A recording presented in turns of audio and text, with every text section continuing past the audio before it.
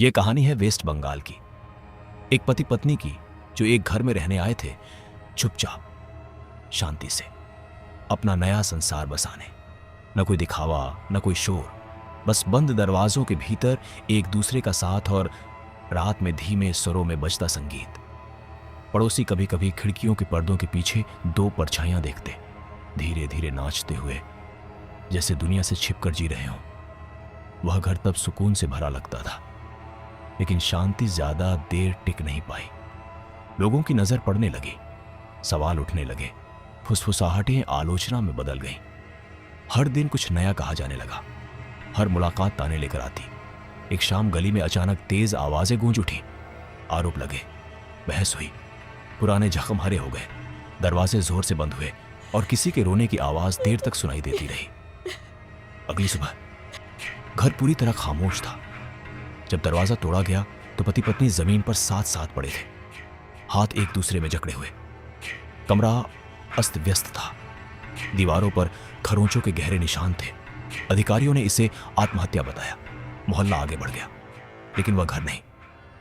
उनकी मृत्यु के बाद आधी रात को सीढ़ियों पर धीमे कदमों की आवाज आने लगी। दरवाजे अपने आप खुलते बंद होते। उनका पसंदीदा गीत बिना किसी फोन या स्पीकर के टीके की सबेदे तिस्सिबे अपने आप बजने लगता। घर की मालकिन को महसूस होने लगा कि कोई उसे देख रहा है। खाली कमरों में ठंडी हवा चलती, गलियारे से फुसफुसाहटें आती, बर्तन अपने आप गिर जाते, लाइटें झपकने लगती, सूने हॉल में चूड़ियों की खनक गूंजती। लोग कहते, किसी को घर में प्रवेश करते देखा है, लेकिन जब देखा जाता कोई नहीं होता। आखिरकार एक अलौकिक जांच दल बुलाया गया। एक जांचकर्ता किसी अदृश्य शक्ति से पीछे उछल गया।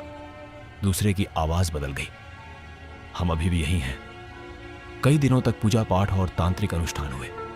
कहा गया कि आत्माएं चली गई, लेकिन आज भी पड़ोसी रात के समय खिड़की के पास दो आकृतियां देखते हैं, हाथों में हाथ डाले, खामोशी से बाहर झांकती हुई। काफी समय बाद सच्चाई सामने आई।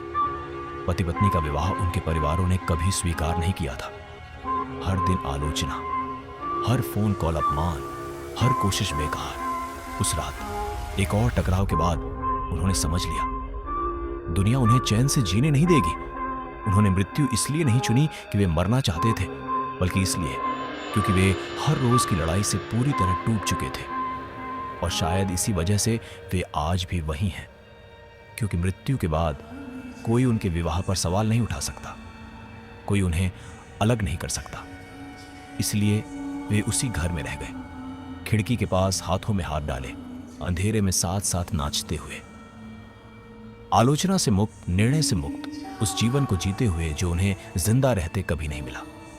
अगर आपको ऐसी कहानियां पसंद हैं तो हमारे चैनल को सब्सक्राइब करना ना भूलें और बेल आइकॉन जरूर दबाएं, ताकि हर नई कहानी की सूचना आपको सबसे पहले मिले।